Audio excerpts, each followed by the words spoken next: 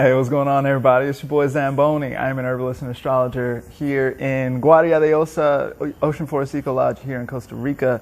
And it's time to talk about the astrology of the week ahead. To all my New York City people, I know there's a bunch of y'all and that's where I came from. I appreciate y'all still rocking with me. If you make sure to go into the Alchemist Kitchen, 119 Crosby Street, or go to the online store then and use the discount code ZamboniFunk, you can get a 10% discount on anything in the store. So check that out. So without further ado, let's talk about the astrology of the week. It is a good one. We have some good stuff going on this week. And so Thursday and Friday are our main days. And, part of it just feels like relief on the real. So one of the things that's going to happen this week is Mars is going to be moving from Taurus into Gemini. This means that Mars is going to move out of a whole sign square to Saturn. Mars has been in a sign-based square with Saturn for like 9 months now. It's been mad long, yo. I personally am hella tired of it. It's been, it's just been so long of this Mars square Saturn grinding. We've been talking about frustration. We've been talking about Saturn being in a superior position and frustrating Mars. Mars wants to do stuff. Saturn's like, nah. Mars wants to do stuff. Saturn says, I said no. It's just like over and over again. We've been dealing with this for a really long time. We had that whole Mars retrograde in Aries and had to go back and square Saturn some more. And it was a whole situation. You know what I mean?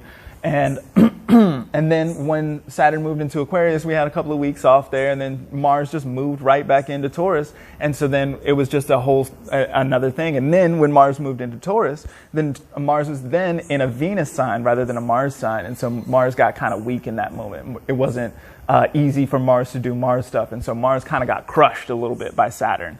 There was revolt or revolution or something like that, right? Because Uranus was there also, and so we're really talking about liberation here and disruption to the Saturnian order and all this sort of stuff, right? That happened, but Mars still was in the inferior position. It was like Mars was fighting uphill and was a little weak, and Saturn was fighting downhill and was strong, and so Mars got crushed. We saw a return to the sort of legitimate order and the authoritative order, and so then Mars has just been kind of like whining for a little while. I've been sort of like looking at Mars as really just kind of messing up all of the fixed sign stuff, like if the moon is in a fixed sign, then it has to deal with Saturn and then Mars as well. And it's just been really annoying. So the moon in Taurus has been sort of like, we love the moon in Taurus, but the moon in Taurus has to deal with all this stuff. And it's kind of annoying. Finally, Mars is going to move out of Taurus and is going to move into Gemini. Now, Gemini is a sign where Mars is fine. It's not super dignified. It's not super debilitated. It just is. So we get to get Mars just kind of being Mars in a trine aspect to Saturn. So not harmed by Saturn, maybe even helping Saturn in some kind of way.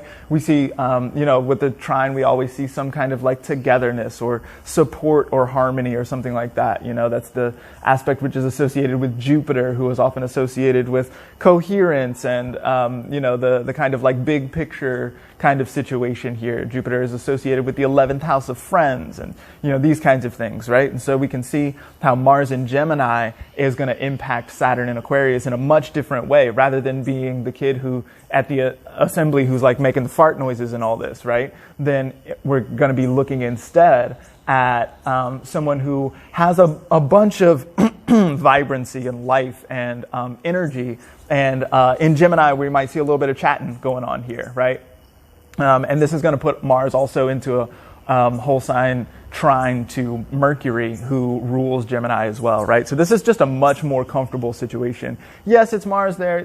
We get Mars with the North Node, and this is going to put us into a whole sign square with Venus and Pisces, which Venus isn't going to like as much and all this sort of stuff, right? But really, I am looking forward to the relief of just not doing Mars square Saturn anymore. That is, we saw that, Saturn square Uranus. Uranus is also in Taurus, recall. And so Saturn square Uranus is this longer theme that stretches out over a couple of years. And Mars really sort of ignites that whenever Mars is in the fixed signs. And so we saw some of the big time stuff that wants to happen around Saturn square Uranus, right? We saw the sack of the Capitol, for instance, but really we saw many more things than that, right?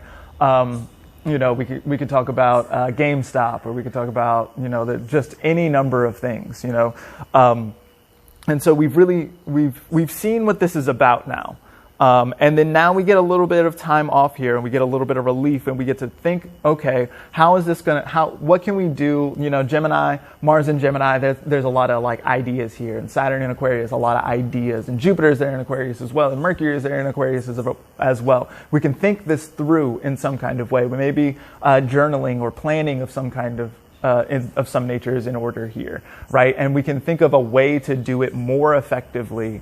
Now is a good time to sort of regroup before Mars moves into Leo. And that's 2 signs away, but Mars at some point is going to move into Leo, and then there's going to be some more fixed sign dynamics going on there. And so now is a good time to sort of work on that program and work on that platform.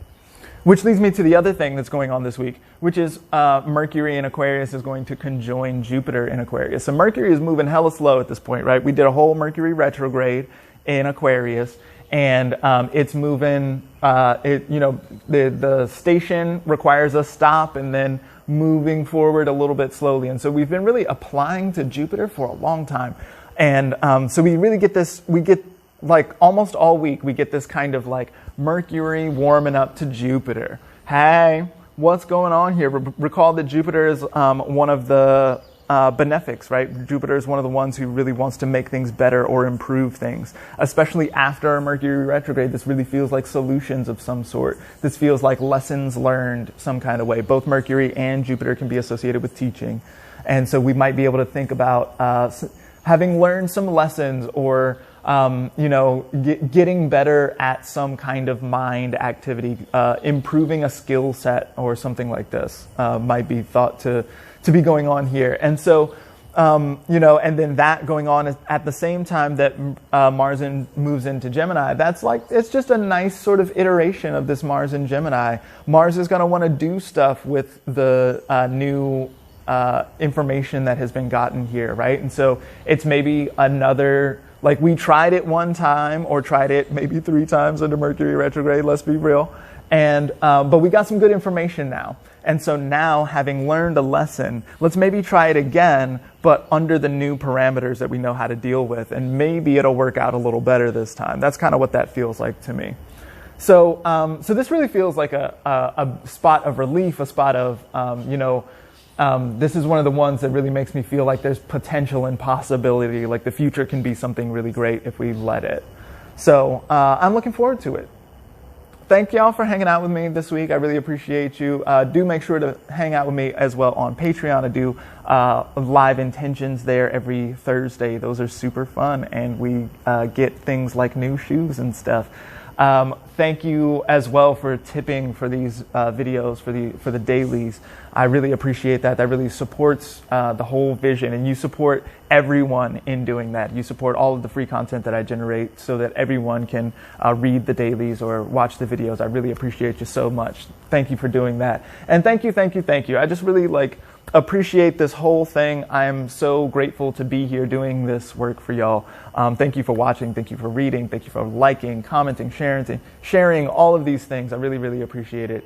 And I am filled with gratitude all the time. So thank you so much. I'll see you next week.